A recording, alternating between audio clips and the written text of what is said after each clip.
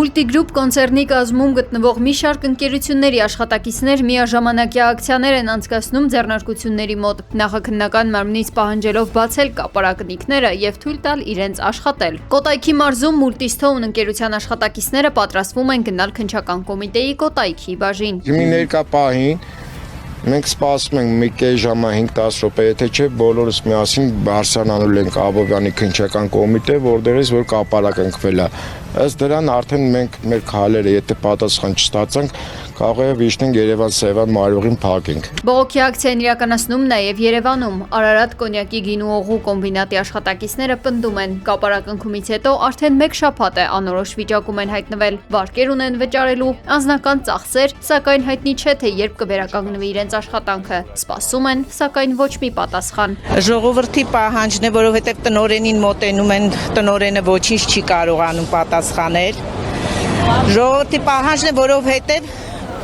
բոլորը վարկերի մեջ են, պետք է աշխատեն, անպայման զավոդը պետք է բացվի, որովհետև առաջինը պետք է մտածել ժողովրդի մասին, ժողովուրդը շատ վատ վիճակում է, բոլորը բանկերում խնդիրներ ունեն, բոլորը մի հոգին 3 բերան է կերակրում, եւ այս անպայման պետք է այս հարցը բարձրացվի, որտեղ 1 շաբաթ չենք աշխատում եւ պարզ չի ինչքան պետք է փակվի զավոդը։ Իմ խնդրանքն է, որպեսզի մեզ լսեն, ժողովրդին աջակցեն, ժողովուրդը ոչ մի բանում մեղավոր չի։ Մենք ինչքանով ենք մեղավոր, հարկեր ունենք, վարկեր ունենք, բոլորս բանկերին պարտք ենք։ Ով է մեր փոխարեն այդ մուծումներն անելու։ Ես ուզում եմ հասկանամ, բանվորը ինչ մեղք ունի այս ամեն ինչի համար։ Թող արագ լուծում տան, ընթացք տան, մենք էլ աշխատենք, անցնենք մեր սովորական աշխատանքին։ Ինչով ենք մենք մեղավոր։ Աշխատակիցները պնդում են, խնդրի ձգձգման դեպքում պատրաստ են դիմել ավելի կոշտ քայլերի։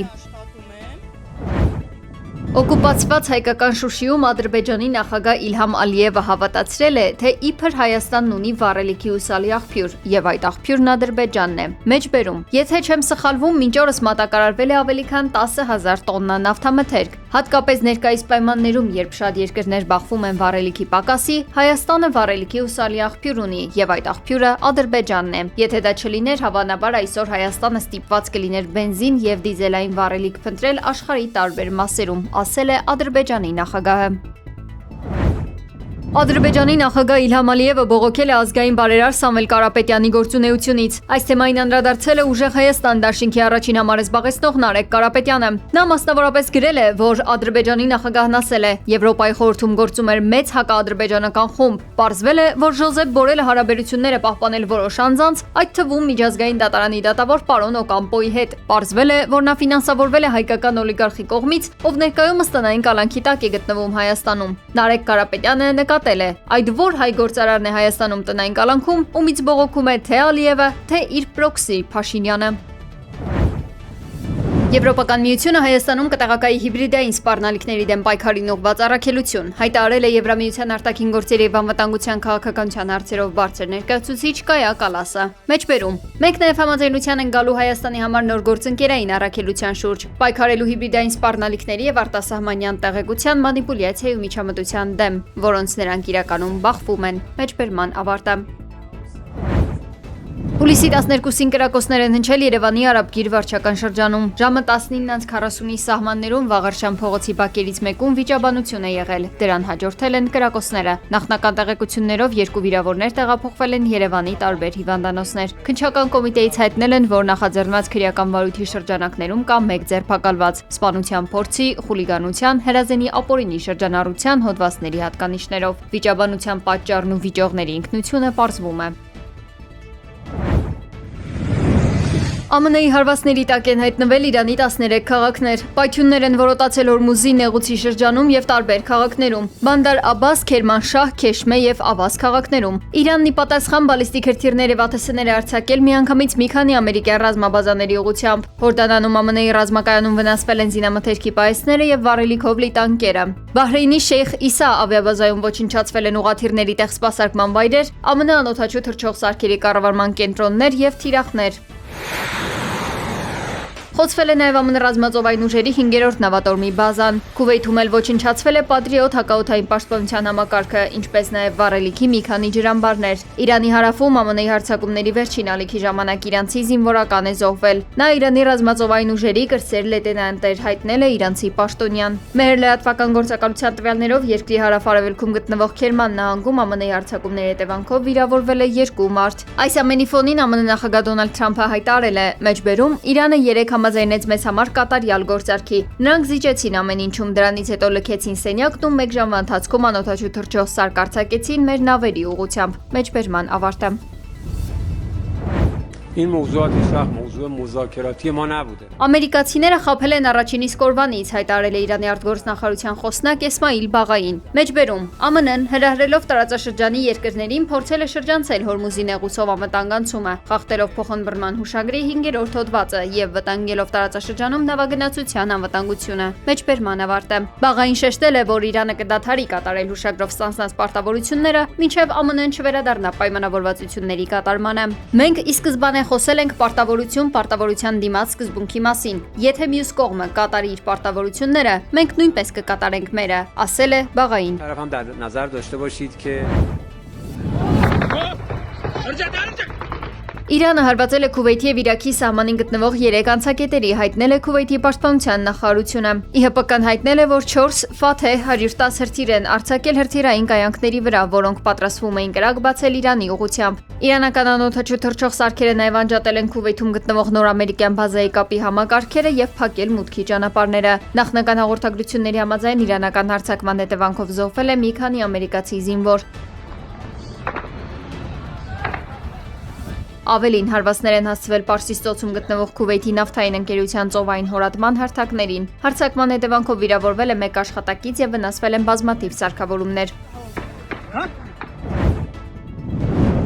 Գիշերվա հարձակումից հետո Օմանի արտաքին գործերի նախարարությունը Մասկատում Իրանի դեսպանին կանչել է ու հանձնել պաշտոնական բողոքի նոտա երկրի տարածքին իրանական անօդաչու թռչող սարքերով հարվածելու համար։ Խոսքը Մուսանդամ եւ Ալբատինա նահանգների օբյեկտների վրա հարձակումների մասին է։ Օմանը դժգոհություն է հայտնել տեղի ունեցածի կապակցությամբ եւ այդ գործողություններն անվանել անպատասխանատու։ Իրանի արտգործնախարարությունը ամերիկյան հարվածների ֆոնին Վաշինգտոնին մեղադրել է միջազգային իրավունքի խախտման համար։ Պատերազմը դադարեցնող համաձայնագրի ստորագրումից ընդամենը 25 օր անց ԱՄՆ-ն բացահայտորեն խախտել է համաձայնագրի գրեթե բոլոր դրույթները։ Հարձակվելով Իրանի տրանսպորտային ենթակառուցվածքների, ձկնորսական նավերի, բեռնանավերի, օդերևութաբանական օբյեկտների եւ շինությունների վրա ԱՄՆ-ն իրականացրել է ռազմական հանցագործությունների ամենածանր գործողությունները։ Մեջբերման ավարտը։ Նախարարությունում կրկին հիշեցրել են, որ Իրանի դեմ հարձակումների ցանկացած աղբյուր Թեհրանը դիտարկի որպես պաշտպանական հարվածների օրինական թիրախ։ Իրանի Իսլամական Հանրապետության փոխարտգործնախարար Քազեմ Ղարիբաբադին իր հերթին կոչ արել խորհրդարանին կամ նպատակահարմարության խորհրդին ընդունել օրենք, որը երաշխավորում է վճռական պատասխան երկրի գերագույն առաջնորդի կամ բարձրաստիճան զինվորականների ու պետական պաշտոնյաների դեմ մահափորձի ցանկացած փորձի համար։ October 7th had nothing to do with their nuclear program. 71 տարեկանում մահացել է ԱՄՆ սենատոր Լինսի Գրեհեմը, նա հակառուսական պատժամիջոցների ակտիվ կողմնակից էր։ Սենատորը մայից առաջ վերջին հեռախոսազրույցն է ունեցել նախագահ Թրամփի հետ, քննարկելով Ուկրաինան, Ռուսաստանի դեմ պատժամիջոցների օրինագիծը եւ Իրանի դեմ ԱՄՆ-ի հնարավոր հարվածները։ Զանգից հետո Գրեհեմը ինչ-որ մեկին ասել է, որ իրեն լավ չի զգում, բայց պլանավորում է բժշկական օգնության դիմել Կիրակի, նախատեսված հեռուստատեսային ելույթից հետո։ Ըստ տեղեկությունների նա կատակել է. «Ես հիմա չեմ կարող մահանալ, ես դեռ պետք է կիրառեմ Ռուսաստանի դեմ պատժամիջոցներ, կարգավորեմ Իրանի հարցերը եւ Իսրայել-Սաուդյան-արաբական հարաբերությունները»։ Ուկրաինայի զինված ուժերի անօդաչու թռչող սարքի հարձակման հետևանքով Իսրայի Պիոներսկոյի անվանում զոհվել է 3 մարդ, եւս 3-ը վիրավորվել։ Հրդեհ է բռնկվել 5 առանձնատներում։ Սոլնեշնոգորսկում բազմաբնակարան բնակելի շենքի վրա աթս ընկնելու հետևանքով տուժել է 2 մարդ։ Մոսկվայի շրջանի ուղղությամբ թռել է ավելի քան 350 աթսը, մեծ մասը ոչնչացրել են հակաօդային պաշտպանության ուժերը։ Ռուսական զինուժը պատասխան հարձակում է իրականացրել ուկրաինական մի քանի խոշոր օբյեկտների թիրախավորելով։ Այս անգամ եւս հարձակման թիրախումներ գրաված է եղել մայրաքաղաք Կիևը։ Шановні українці, українки, щойно були Ուկրաինայի նախագահ Վլադիմիր Զելենսկին որոշել է վարչապետի պաշտոնից հեռացնել Յուլիա Սվիրիդենկոին։ Ուկրաինայի նախագահ Վլադիմիր Զելենսկին որոշել է վարչապետի պաշտոնից հեռացնել Յուլիա Սվիրիդենկոին։ Այս մասին Զելենսկին գրառում է կատարել Telegram-ի իր էջում, հայտնելով, որ Սվիրիդենկոն կգլխավորի նոր կարևոր ուղղություն, առանց հստակեցնելու, թե ինչ ուղղության մասին է խոսքը։ Նախագահի խոսքով այս փոփոխություններն անհրաժեշտ են նորացված քաղաքական ռազմավարության իրականացումն ապահովելու համար։ Մեջբերում շնորհակալ եմ Յուլիային վարչապետի պաշտոնում նրա հստակ, կայուն եւ արդյունավետ աշխատանքի, ինչպես նաեւ Ուկրաինայում երկար տարիների արդյունավետ գործունեության համար։ Առաջարկել եմ նրան գլխավորել առանցքային գործընկերներից մեկի հետ հարաբերությունների նոր կարևոր ուղղությունը։ Ակնկալում եմ, որ խորհրդարանի հետ միասին կիրականացնենք կառավարության համապատասխան փոփոխությունները։ Մեջբերման ավարտը։ Նախագահը հայտարարել է, որ փոփոխություններ կլինեն իրավապահ մարմինների ղեկավար կազմում։